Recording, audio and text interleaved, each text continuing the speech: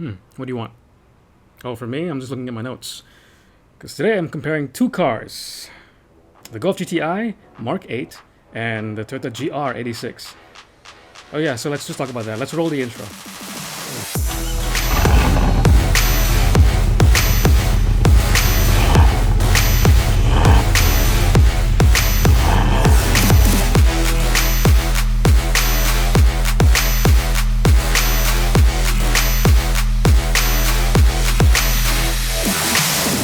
Okay guys, welcome back.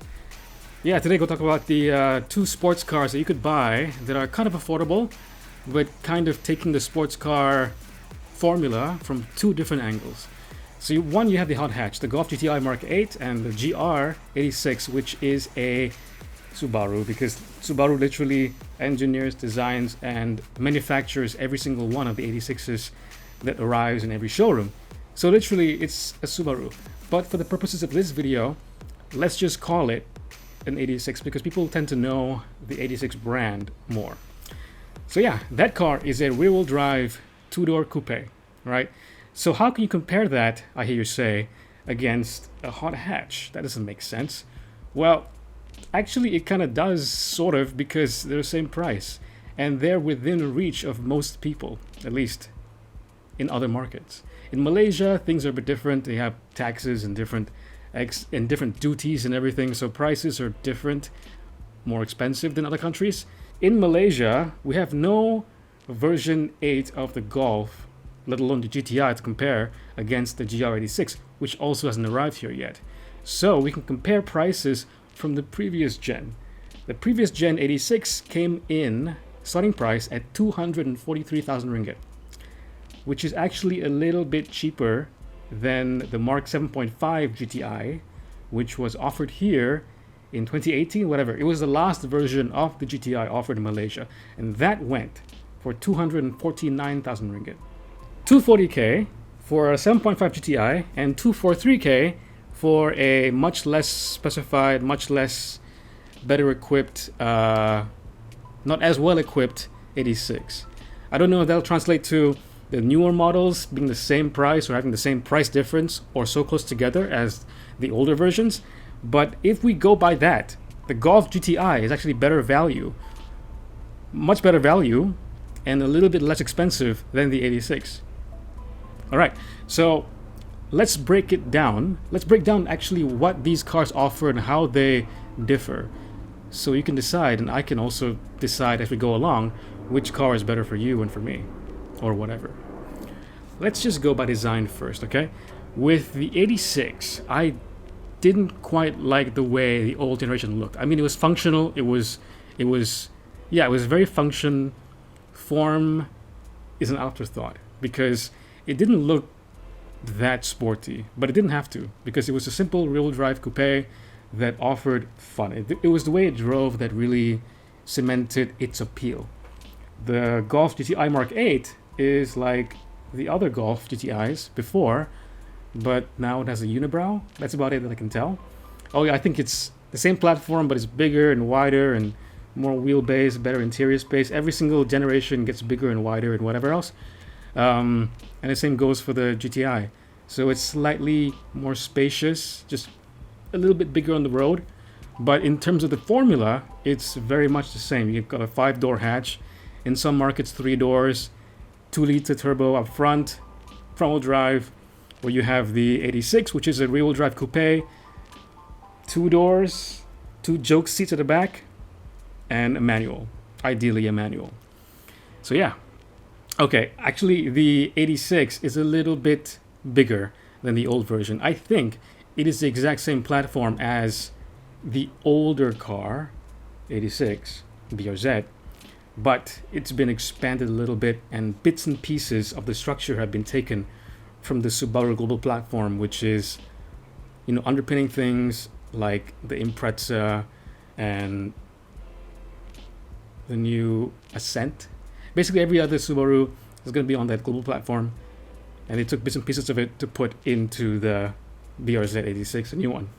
So yeah, so it's better, and also the wheelbase is a little bit longer. It's 10 millimeters lower than the older car because the roof is lower. a little bit longer wheelbase, 22 millimeters overall, longer, but width is exactly the same. Okay, so it should feel exactly the same on the road. Engine, let's go with this. GTI first. Now, this EA 888 engine has been around in Volkswagen's little playhouse for a long time. It's been around since the Mark V GTI, which is from 2008. Okay, so it's a 13-year-old engine. Of course, they've updated the internals a little bit. Now they call it the Evo 4, so the fourth evolution of this engine. Right now, it produces 240 PS. Actually, no, 245 PS and 70 Newton meters of torque. So 370 torques and 245 PS. That's pretty fast, okay? Now attached to that, you have the 7-speed DSG, which is really, really fast. I think in some markets you can offer a manual, but whatever. And it'll take you to 100 kilometers from standstill in about 6 seconds. Really fast. Now, of course, it's fast because it's a turbo engine, right? It's a turbo engine. All the weight is pressing down the front wheels. It's going to accelerate fast. And with the DSG, very fast shifts, flawless. Everyone can repeat the 6-second sprint time really easily, again and again and again. The BRZ 86 takes a bit more finesse.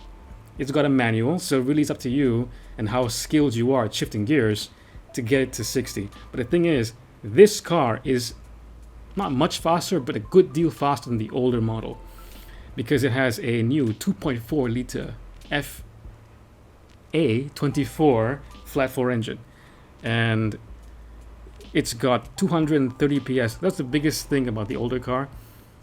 People always say that, okay, it's got 200 PS, but it's not very fast because all the power and torque are stuck up there in the higher ref range. Over here, it's much the same. It's also unturbocharged, but it has 230 PS and 250 Newton meters, and still it is peak torque at 3,700 RPM, yeah, 3.7k RPM. But the thing is, with the GTI, with the turbo, you get peak torque of 370 Newton meters at 1,600 RPM. That is like idle. You go a little bit over idle, you get peak torque. So no wonder it's a much faster car. But the thing is, the BRZ 86 is a much more raw experience. You want that interaction between the clutch pedal, the gears lever, and just your butt to just gauge how much throttle you need to input to make the gear shift smooth. Everything's up to you. The DSG in the Golf, just press a pedal and you're done. It's completely smooth every single time. So it's a matter of what you want. For me, I think the raw experience with the BRZ 86 is going to be what I want, because honestly, how many more cars are going to launch in the next 5 or so years until we are forced to buy electric cars? This might be the last chance to buy a manual rear-wheel drive coupe that is, accessible, that you can actually afford without breaking the bank and selling a kidney. Yeah, I'm gonna go with the BRZ. I mean the 86. All right. So, and the thing is, right now with the 86, the BRZ, you get a lot more for your money because they're offering it with a nicer interior. You got actually nice materials being used. You got a big touch screen over there. It looks more modern. When the older car looked a bit budget, looked a bit economy mode. Okay, this car doesn't actually take it to luxury premium standards, but actually it's in the middle. It's got a good amount of touchy-feely, nice interiorness. Okay, and also importantly, it's got eyesight because it's a Subaru. So of course it would be big on safety. So the Volkswagen GTI does have, all that. I don't know what they call the Volkswagen version, but they have, all that ADAS stuff, AEB, blind spot monitoring, rear cross traffic alerts, and cruise control, active cruise control, and all that kind of stuff. But with the BRZ, because it's a Subaru, it also has, this time around, eyesight. So all the same features, all the active safety feature stuff. But I am not sure if they're going to include that in the Malaysian version when it comes. Maybe they fear that it'll bump the price up too far. I'm not sure. I hope it does. And the price is actually the same. But yeah, I think the BRZ is a more compelling package. If you're looking for a sports car, it is the more compelling package. If you're looking for a do-it-all practical car, come on, it's gotta be the GTI. The GTI is still a box on wheels. I mean, ignore the unibrow for now. I think it looks okay. It can grow on you, but come on, it's a hugely practical car. You can fold the seats down. I think you can access something like 1,237 liters of cargo space with the seats down. I mean, okay, the BRZ, you can fold the seats down, but without them, with the seats up, you can only access, 178 liters. That's just barely enough from some groceries, man. Fold the seats down, you know, on your joke rear seats. Yeah, okay, you can access more space to like load up things from IKEA, but really you can't, there's not that much more room to be gained. But it is sort of practical for a coupe. Fine, it's good enough. GTI is just a box on wheels because, you know, if you want to live with the car every day, that's the car you want. It got 5 doors, you can carry people, 3 in the back safely. It's very refined, more so than the BRZ because it's heavier. Also more powerful to compensate for the weight. Yeah, it's a more livable car. If you can actually live with the limitations on space and the refinement and the fact that, you know, it'll be just a tougher thing to live with and not as practical, go with the BRZ if you can live with it.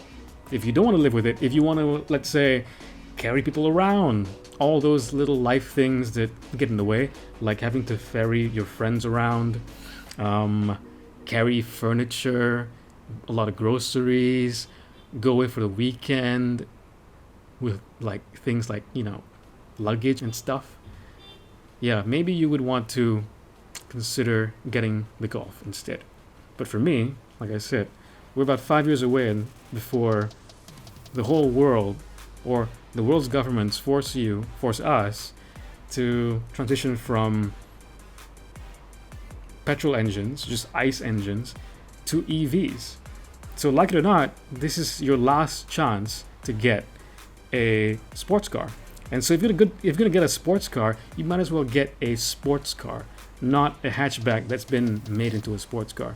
With the BRZ, you get a manual gearbox, importantly. You get a front engine, rear-wheel drive layout. A lightweight car that is designed for fun. The GTI is nice, it's fun, it's fast, it's got 5 doors, 5 seats, but it isn't quite the same kind of level of sports car. So for me, I don't know about you, maybe you would like the GTI more, maybe you have, you know, kids to worry about, you want a GTI, that's the more everyday car. But for me, I'm looking for a sports car, and if that's the last car I'm going to buy before we have to go into EVs, that's fine. I had my fun. I'm going to go with the BRZ. Just hope that Toyota Malaysia, Subaru Malaysia actually introduces both cars this time. It'll be fun. I want to see more on the road. Alright guys, that's it for me. I hope to see you in a new BRZ or 86 pretty soon.